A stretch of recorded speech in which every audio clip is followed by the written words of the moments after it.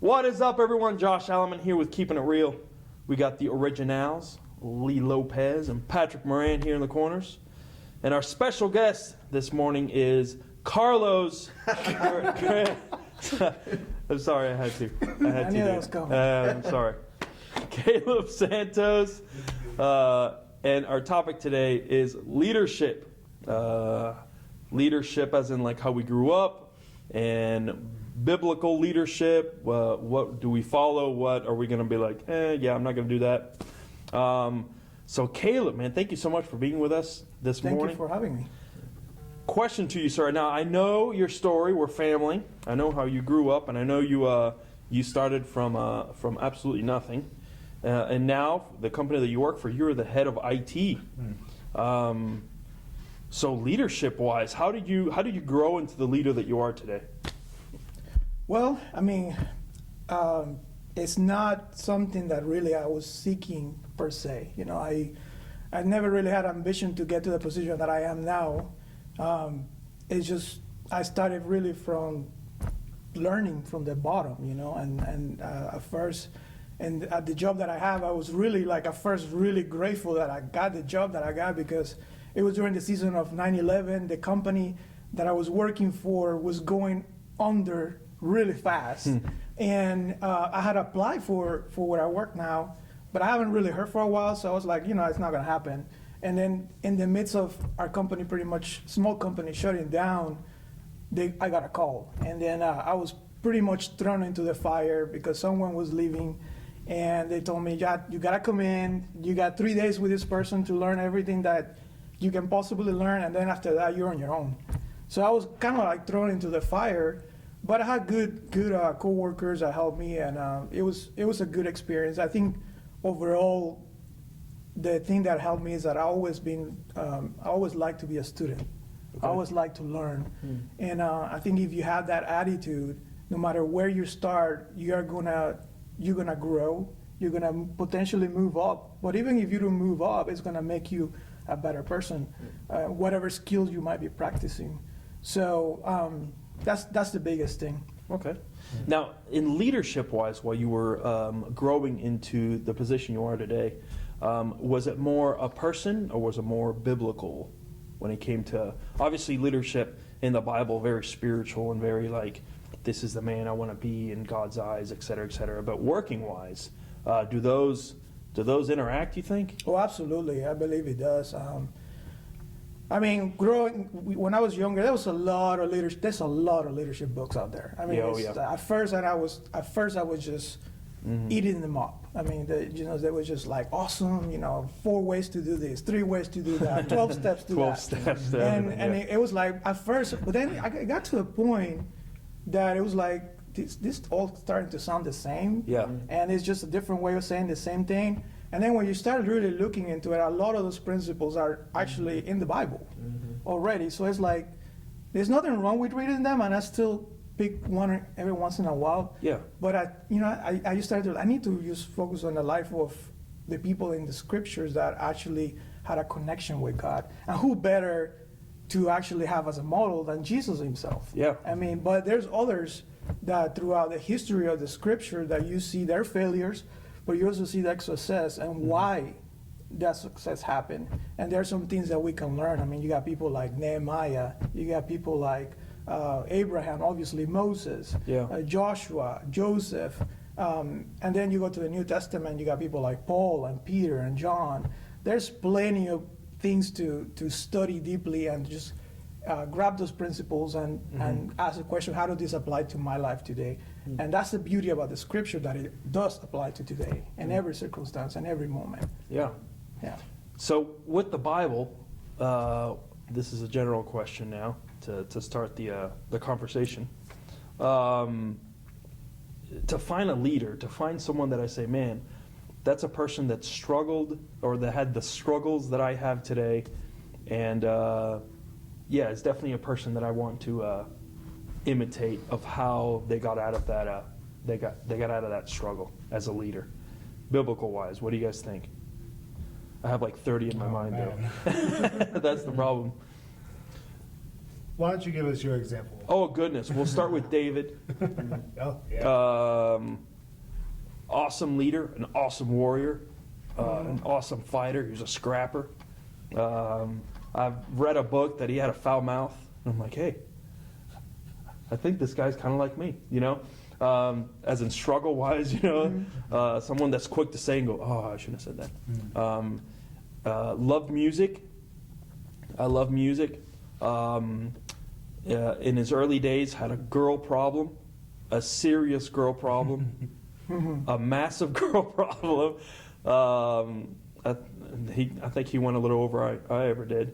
I never sent no one to die, but yeah, definitely for me, each time I read Psalms, it's like, man, this guy, he was to the point of having nothing, but then at the end he said, man, I'm going to glorify you, God. Whatever it is, whatever decision I make is to glorify you. And yeah, I wouldn't want to go through the things he went through, but then again, I'm like, yeah, I know exactly what he's talking about, of seeking God in times that you're just like, you know what, God, this is just you and me. You know? Yeah. I like that. What do y'all think? Man, trying to think of some specifics, but it's difficult. But I'm doing a devotion with Paul's prison epistles. Okay. And talking a lot about like experiencing everything he's experienced has deepened his faith, hope, and love, right? Yeah. And so I think that's what I identify with right now, understanding that. And then James, like the words that James says Huge. about, consider it joy, dear brothers, trials and tribulations, or trials and tests of many kinds. And so coming to the realization, because I'm still young in my faith, right? But coming to the realization that God did not make a mistake with me. And everything I've experienced, no matter how evil or bad, God has a way of turning that around and using it for good. Absolutely. And that's why I love what I'm doing right now with the middle school stuff and working with the high schoolers, is like, kids are going to come to me. I know they're going to come to me with questions. And because of the things I've experienced, God is allowing me to share the wisdom that I've sometimes that I've put myself through, that he's given me to say, here's the lesson for that. You were dumb for doing that, but here's the lesson you can learn from it. So I think I'm identifying some with Paul and coming to the realization that there are certain thorns in my side that are going to allow me to minister. Yeah. That's so huge, bro. And that's actually a conversation we had a while back ago when we were in that thing for the residents. Because that was a huge struggle for me, especially with people that have some crazy pasts. And it was like, all right, so I'm going to start living this life of the love of Jesus, and everything before that I need to remove out of my life and make sure it's flushed to the deepest holes of the world.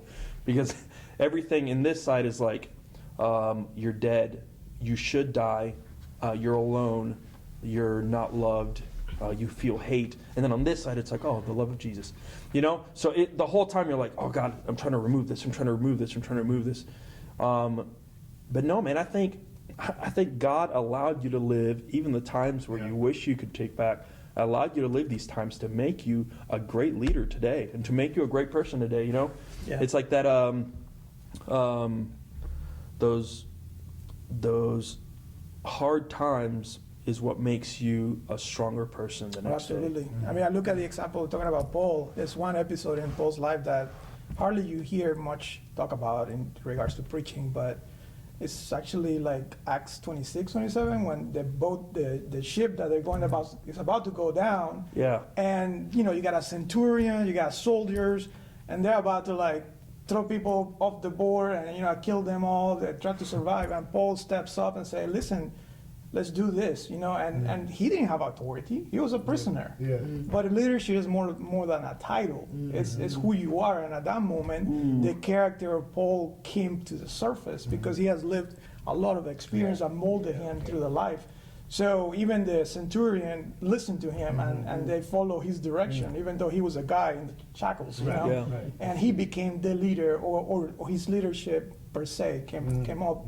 Why? Because I think Paul at the end was showing his heart. You know, a leader is a servant, cares for other people, and model the principle of Jesus of loving people. Yeah. He didn't want anybody to die. Yeah. He said, let's do this, and if we do this, God is with us, and we're gonna survive this the sinking of the boat. That's good. Yeah, there's several leaders that have really impacted my life. I think, and different leaders teach me different things. I think that when I look at the life or the earlier life of David, I think he teaches us that leadership doesn't start here. It doesn't start in a seat with a camera and a mic. It actually starts by tending the sheep. Absolutely. It starts by the little things and being faithful on the little things and kind of graduating to more responsibility. And one of the leaders that I do admire just because of everything that he had to go through is Joseph. And even myself, I remember, I remember always having dreams, always having aspirations in my life. And sometimes those can be dangerous. Yeah. Not only because of how people in the outside perceive it, but sometimes how you perceive it yourself. And what I see God do many times when it comes to leaders is that they go through this period of time of being hidden. They go through this period of time, and see, that's a tough thing, because you feel like, Lord, do people just not see what you put in me? Or I was anointed, at a young age. Why is it that the kingdom is not coming out? Why isn't the crown coming on my head? And I think that when God is getting ready to place you to the next level in your leadership or take you to the purpose of your life, he will always hide you, kind of like a baby for 9 months. It needs that period of time of nourishment, of knowing where its source is coming. Kind of like a butterfly in the cocoon, before it can metamorphosize, it needs that period. And that's one of the most difficult things as a leader, I believe. A period of feeling like, does anybody see what I feel like God's placed in me? But that's the most important time to learn how to connect, to be in the same radio wavelength that God is in. And I just admire Joseph because through the ups and the downs, he remained consistent. And that's a huge leadership lesson, that sometimes God will hide you, but not because you don't matter to him, but because there's that development process before you can be second in command on Pharaoh's kingdom or whatever. Absolutely. Look at Moses too. I mean, he spent 40 years after he was a prince, and then he was out there. I can't imagine what went through his mind, like, I've been forgotten, my purpose in life, and all of a sudden God calls him. So that's a great point, absolutely. Now, you guys were talking about, yes, a leader, but someone that has to help someone grow to be that leader, which is, for me, that's more mentoring. Now, is a leader and a mentor the same thing? Because in the military, I always grew up with, the leader, that's the guy in the front, follow me, lead me, or get the heck out of my way kind of thing, But no, you guys are talking about more of someone that doesn't lead like this, but leads like this. You know what I mean? Well, yeah, I think you got to walk alongside people if you're going to lead them. And I was thinking about some leadership traits and characteristics. I want them to be compassionate, passionate, and courageous, right? But that compassion, I want them to be passionate about what they're leading me in, compassionate in walking with me as they give me tasks to see if I'm going to fail, and growth comes from failure, right? Like, you work a muscle out, it fails, but then it grows stronger for the next time. And so I think you definitely have to walk alongside people, But also, speaking of military, Send it. I know that the leaders that I respected most were the ones that I knew had gone through or would go through what they're putting me through. Absolutely. Oh, absolutely. Right? Yeah. And so that's something for the military. Absolutely. Yeah. And we all, I'm sure we've all had that leader. You're just like, dude, shut up. You don't know what you're talking about. You know. Yeah. You should do this, man. You don't know how to do it. Why are you Yeah. telling me to? Yeah. You know. Yeah. We've all had that guy. Yeah. But yeah. that's a great point. I mean, I always seem to respect more someone that I know you went through that, and integrity and character are such a. I mean, it's so important because you want to follow someone that you know is not looking for the spotlight. It's not looking for just results, and just count people as an asset. You're an asset to me as long as you bring results. Yeah. The moment that results are not there, you're out Yeah. because it's all about me ultimately. Yeah. And then unfortunately, in the culture that we live today, that is a very common thing. People will befriend you and you say, come alongside me, and they may look like great leaders, but the moment that your failure hinders their progress, they kick you out and they set you aside. And the great leaders don't do that. The great leaders build other people up, and they're willing to allow them to grow, and even willing to even stand outside of the spotlight for the sake of others to come up in their proper time. Yeah, I think that what you just said is so important. And I think one of the biggest failures of leadership, even within the church, is that we fail to forget that there is really one leader that we ought to follow, and his name is Jesus. Absolutely. I'm not following just charisma, or man, I want to follow someone that leads me to be more like Christ, and by their example. I think mentorship needs to be connected to real leadership. Absolutely. Because there's people that might be going first, and Randy says maybe you're a pioneer, but a leader is someone that brings other people together Alongside and allows them, by his experience, to go through the battles of life or face whatever they need to face in a way where they feel like, hey, you have a hand that you can grab onto. And I might not have all the answers, but we're following Jesus, and he does. Yeah. So I think that our society, specifically here in America, is always looking for that one person. That's such a lie of the devil, because nothing that has ever been worth doing has been done well by just one person. Everything that's been done well, there has been a team behind.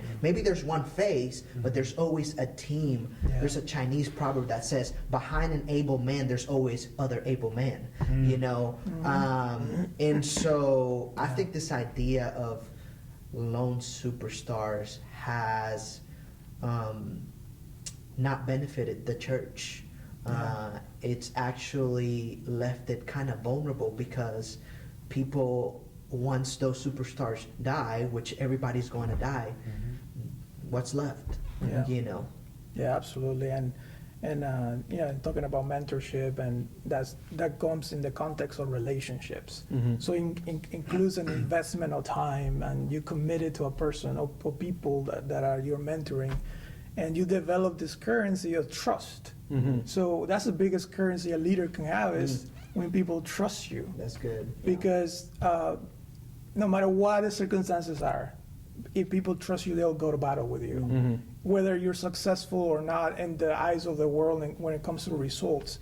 But if you see, he can be trusted, I will follow him, even if he leads us to the cliff and we fall down. But I know he's for me, and I know he has the best interest on my people, on myself. And even when he makes mistakes, he's doing it out of love, not out of seeking his own benefit.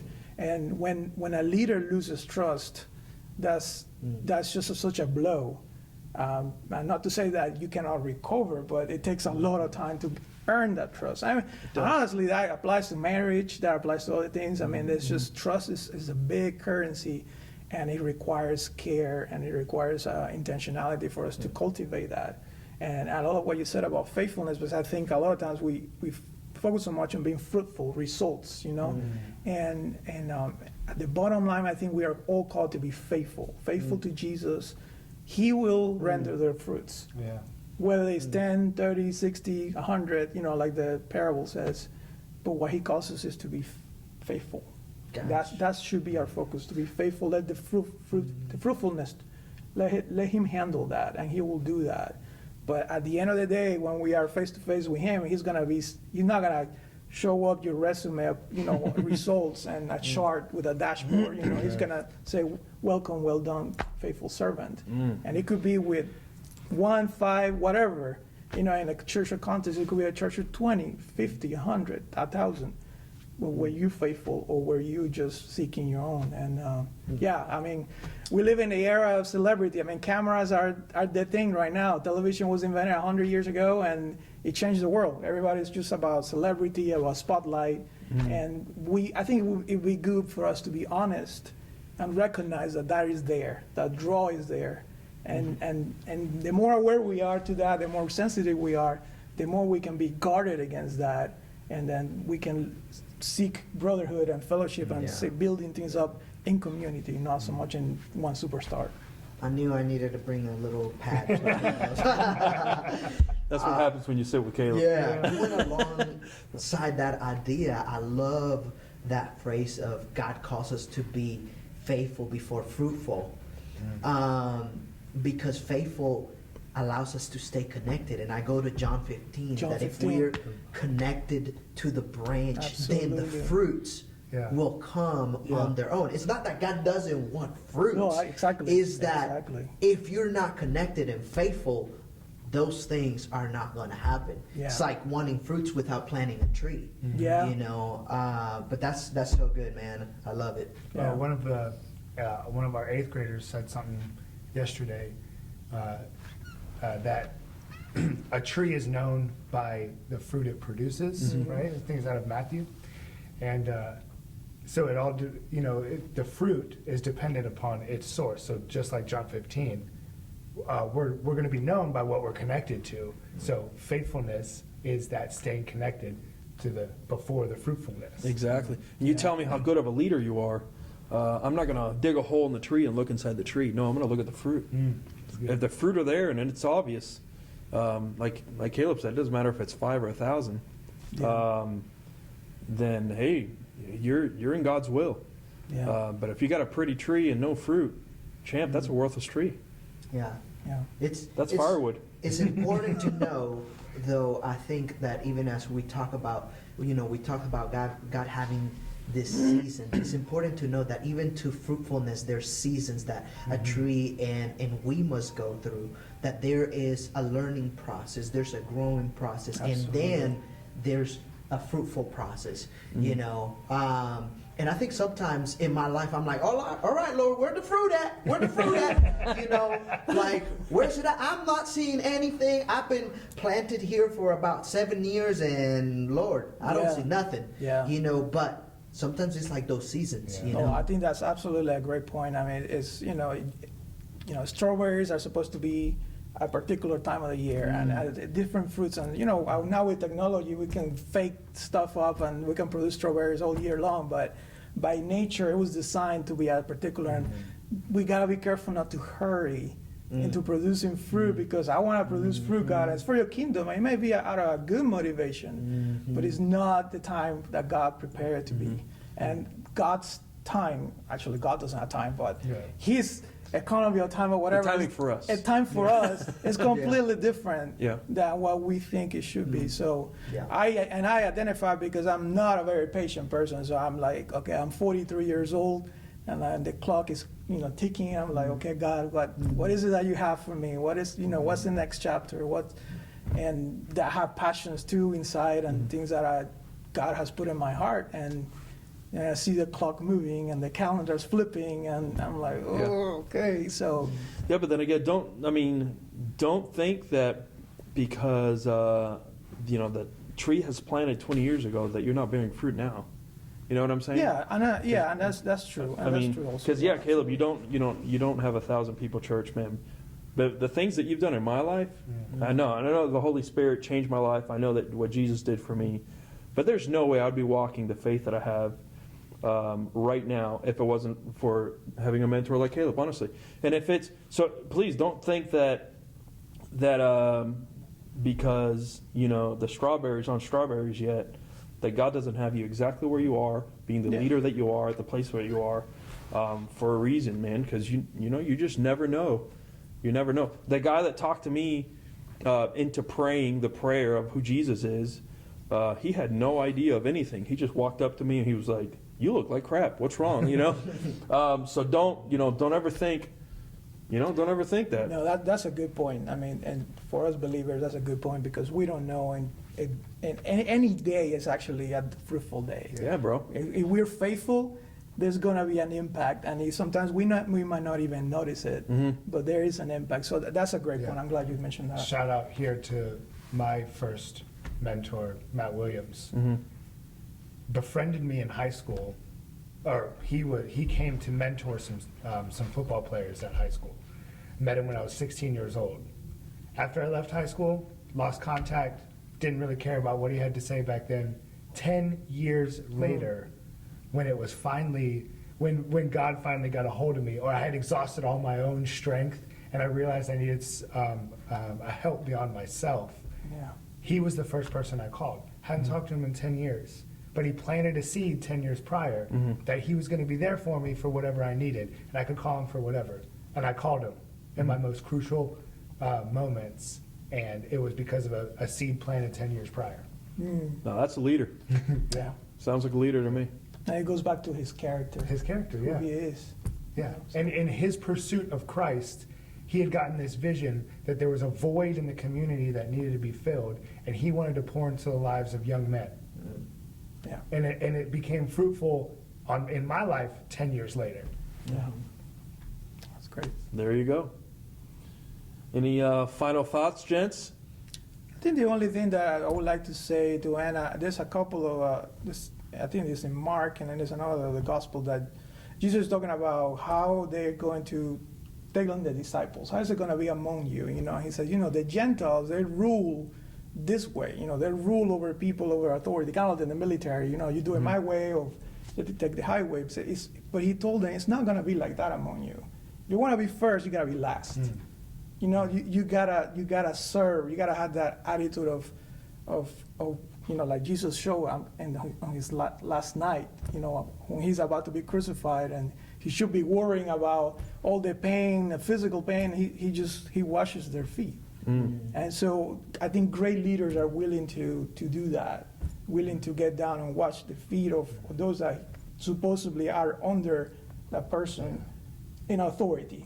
But, and it goes back to what you said earlier, that it's great to follow leaders that have been there, done that. And that they're willing to go down to the trenches with you also in the midst of a crisis, and not just up there with a chair and a fan telling you what to do. They're willing to go down, okay, let's go dig that trench together. Yeah. I may be the manager, the leader, or whatever, but in the midst of the crisis, I'm going to be down there, getting the mud and picking doing the work also. So those are the people that we admire, and Jesus modeled that for us. And he told the disciples, this is the way it needs to be. And great leaders did that. David did that. All the great leaders of the scriptures are people that were willing to go down and die for their people and also serve for the people.